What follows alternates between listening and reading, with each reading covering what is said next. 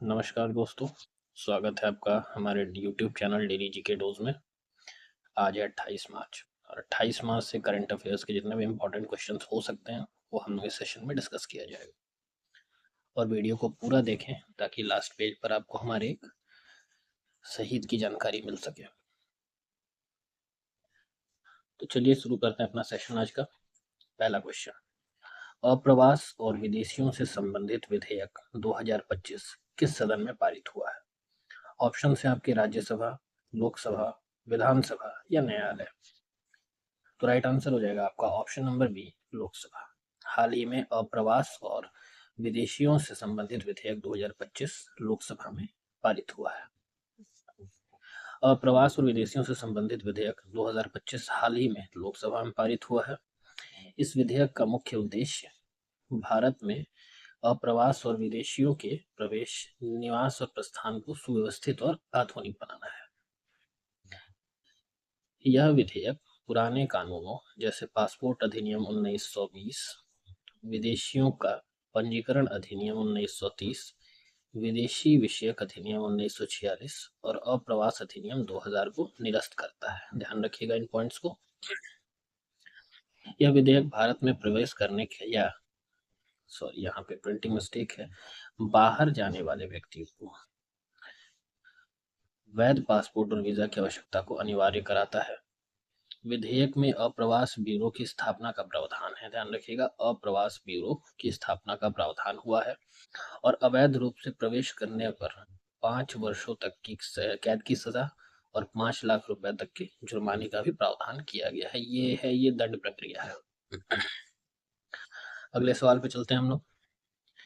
हाल ही में किस देश ने फेसबुक पर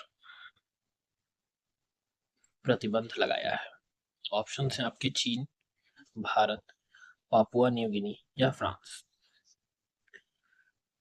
तो राइट आंसर हो जाएगा आपका option number C, Papua New Guinea. हाल ही में पापुआ न्यू गिनी ने फेसबुक पर प्रतिबंध लगाया है। यह प्रतिबंध सोमवार को लागू हुआ, जिससे लगभग 1.3 मिलियन फेसबुक उपयोगकर्ता प्रभावी हुए हैं।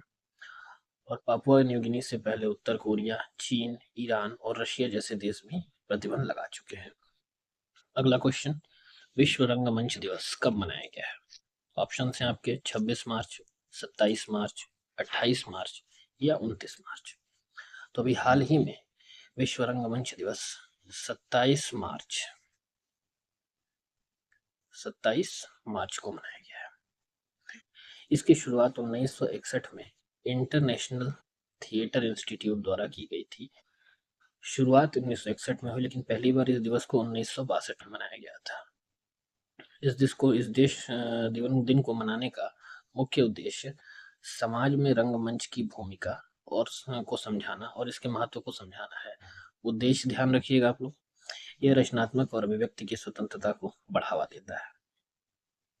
अगला क्वेश्चन, हाल ही में देश की सबसे बड़ी स्टील फैक्ट्री कौन बन गई है? प्रिंटिंग मिस्टेक है, खुद से ही करना है, इस वजह से थोड़ा बहुत आप लोगों की इग्नोर करिएगा गलतियों को, क्योंकि हम भी इंसान हैं। तो हाल ही में दुनिया की सबसे बड़ी स्टील फैक्ट्री कौन बन गई है? ऑप्शन है आपके JSW, मित्तल स्टील, दोनों या इनमें से कोई नहीं। तो अभी हाल ही में $30 बिलियन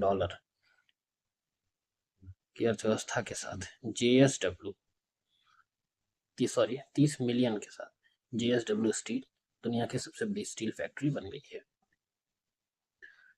अच्छा, मैंने सही बोला था पहले। $30 बिलियन की लागत से निर्मित दुनिया की सबसे बड़ी फैक्ट्री JSW बन गई है। इसकी स्थापना 1982 में हुई। मुख्यालय इसका मुंबई में है और वर्तमान में इसकी उत्पादन क्षमता जो है वो 35.7 मिलियन टन प्रति वर्ष है, जो 2028 तक अपनी उत्पादन क्षमता को 43.5 टन करना है। अगले सवाल पे चलते हैं। किस भारतीय खिलाड़ी ने बैडमिंटन से संन्यास लेने की घोषणा की है? ऑप्शन है आपके साइना नेहवाल, चिराग शेट्टी, बी सुमित रेड्डी या इनमें से कोई।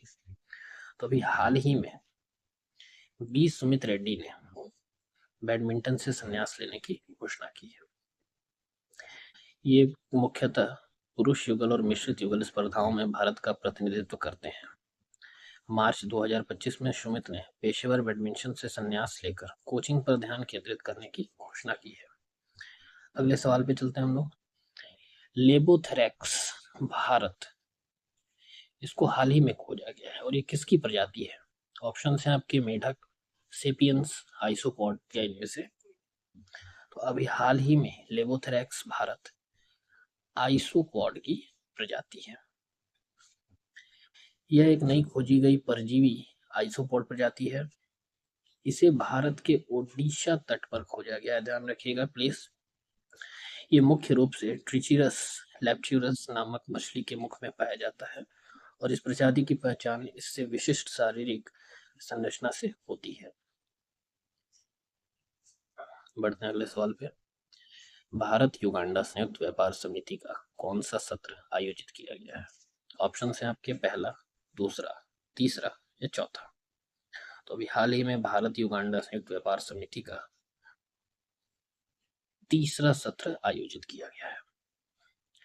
भारत युगांडा के बीच तीसरी संयुक्त व्यापार समिति की 2 दिवसीय बैठक नई दिल्ली में आयोजित हुई है। ध्यान रखिएगा आयोजन कहाँ पे हुआ है? नई दिल्ली में। यह बैठक दोनों देशों के बीच 23 साल बाद हुई है।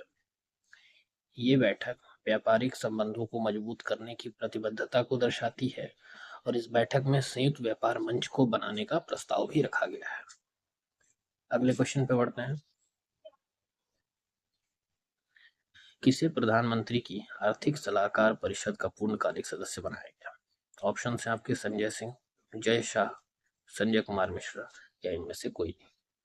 तो अभी हाल ही में संजय कुमार मिश्रा को प्रधानमंत्री की आर्थिक सलाहकार परिषद का पूर्णकालिक सदस्य बनाया गया है। आर्थिक सलाहकार परिषद एवं स्वतंत्र निकाय है, एक स्वतंत्र निकाय है, याद रखिएगा। यह विशेष रूप से प्रधानमंत्री को आर्थिक और नीतिगत मामलों पर सलाह देती है। मतलब इस परिषद का कार्य है प्रधानमंत्री को आर्थिक और नीतिगत मामलों पर सलाह देना। और संजय कुमार मिश्रा 1984 बैच के भारतीय राजस्व अधिकारी थे, यानी कि IRS अधिकारी थे। और परिषद के जो सदस्य हैं उनमें अध्यक्ष हैं सुमन बेरी, पूर्णकालिक सदस्य यानी कि जो परमानेंट मेंबर्स हैं, फुल टाइम मेंबर्स हैं, संजय मिश्रा, संजीव सान्याल और डॉक्टर शामिक रवि हैं। अंशकालिक सदस्य हैं राकेश मोहन, साजिद चिनॉय, नीलकंठ मिश्रा, नीलेश शाह, प्रोफेसर TT राम मोहन और डॉक्टर पूनम गुप्ता। बढ़ते हैं अपने अगले सवाल की तरफ। हाल ही में किस सरकार ने हिंदू नववर्ष मनाने की घोषणा की है? ऑप्शन है आपके महाराष्ट्र, दिल्ली, पंजाब या हिमाचल प्रदेश। तो अभी हाल ही में हिंदू नववर्ष मनाने की घोषणा दिल्ली सरकार ने की है। दिल्ली सरकार ने चैत्र शुक्ल प्रतिपदा को हिंदू नववर्ष के रूप में भव्य रूप से मनाने का फैसला किया है। 30 मार्च को विधानसभा लॉन में दीपों से सजावट और फलाहार पार्टी का आयोजन होगा और दिल्ली सरकार इस त्योहार को राष्ट्रीय त्योहार की तरह ही मनाएगी। जैसे हमारा 15 अगस्त या 26 जनवरी या 2 अक्टूबर मनाया जाता है, उसी तरह से हिंदू नववर्ष भी मनाया जाएगा। अगले सवाल पे चलते हैं। ये हमारे सेशन का आखिरी सवाल है। NHAI ने किस नाम से एक नए रूट पेट्रोलिंग वाहन को पेश किया है? ऑप्शन हैं आपके राजमार्ग सेवा, राजमार्ग साथी, राजमार्ग मदद या इनमें से कोई।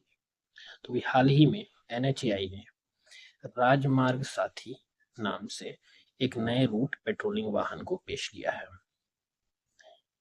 ये वाहन आपात स्थिति में त्वरित प्रतिक्रिया देने में सक्षम है, स्मार्ट तकनीक से लैस है। इसमें उन्नत संचार उपकरण और AI संचालित डैशबोर्ड कैमरे भी हैं। यह वाहन सड़क सुरक्षा में सुधार करने में मदद करेगा। आइए आज हम जानते हैं अपने एक और शहीद हीरो के बारे में। इनका नाम है कैप्टन मनोज पांडे। कारगिल युद्ध में कैप्टन मनोज पांडे ने बटालिक सेक्टर में खालूबार चोटी दुश्मनों से मुक्त करने के लिए एक महत्वपूर्ण भूमिका निभाई, जहां इन्हें गंभीर रूप से घायल होने के बावजूद दुश्मन के 4 ठिकानों को नष्ट कर दिया और अंततः शहादत प्राप्त की। 1/11 गोरखा राइफल्स के कैप्टन मनोज कुमार पांडे कारगिल युद्ध के दौरान बटालिक सेक्टर में खालूबार चोटी को फतह करने का महत्वपूर्ण कार्य सौंपा गया था। 3 जुलाई 1999 को 24 वर्ष की आयु में उन्होंने शहादत प्राप्त की, लेकिन उनकी वीरता और साहस ने उन्हें इतिहास में अमर कर दिया। और शहादत से पहले उनके आखिरी शब्द थे, ना छोड़, मतलब किसी को भी मत छोड़ना।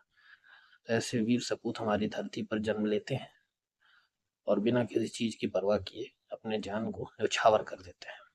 तो कम से कम हम लोगों को उनके बारे में जरूर जानना चाहिए। इसी के साथ हमारा सेशन समाप्त होता है।